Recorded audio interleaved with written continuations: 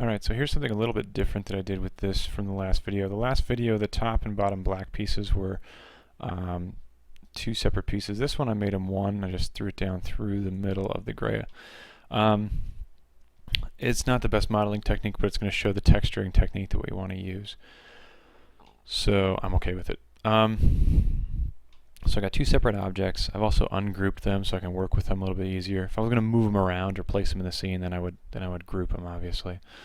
Okay, so I'm going to go back to my top view here. I'm going to go to the Create tab. I'm going to create a couple more things, a couple more pieces here. So I'm going to grab a cylinder, and we'll go right about there.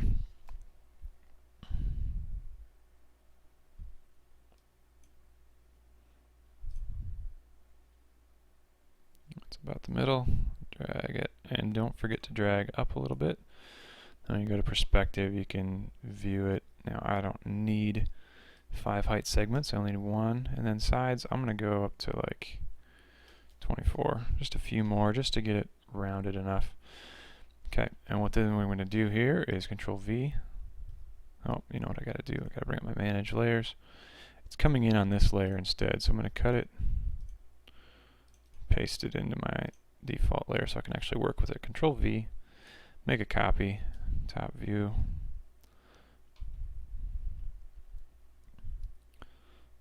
Alright, we'll move it right here. Grab both of them. Rotate them like so. And then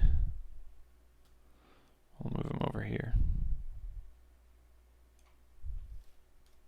Go back to perspective mode and zoom in on them.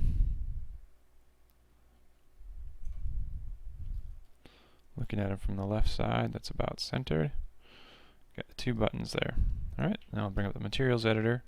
I've already got this guy. I'm just going to right click and assign material to selection and go back, and now they're gray just like the rest of the body of it. Okay, so I've got the basic form of my iPhone. What I'm going to do is I'm going to take this piece here, which is the main. I'm just going to name it black, because that's the black part of the iPhone.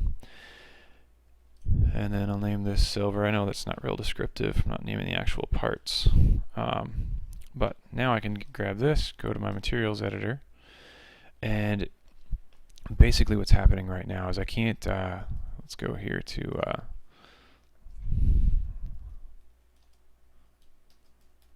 look for an image of the iOS interface. Okay, and what I'm going to do is I'm going to take a pretty generic look. I want it to be pretty straight on. We'll grab this one for now. And it's not going to be big enough and all this stuff. It's going to look a little bit, oh, shoddy. You know what? I think I actually might have one. So here it is. Alright, so that's my screen that I'm going to use. Now, I can't just, this is the great part, I can't just grab this here and pipe it into the diffuse channel, say bitmap, and grab the screenshot and have it work out. Because what's going to happen is, as soon as I show these materials in the viewport,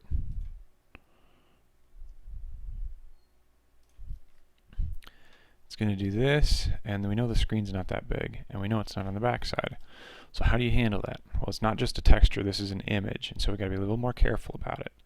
What we need to do is actually grab this, we'll get rid of this here first. Grab this here, I'm going to go to the Modify tab, and I'm going to add a UVW unwrap. Alright, and what this is going to do is it's actually going to parse out my image. So if I open the UV editor, I get a big mess. We'll get into this in the next video, but that'll get you there so far.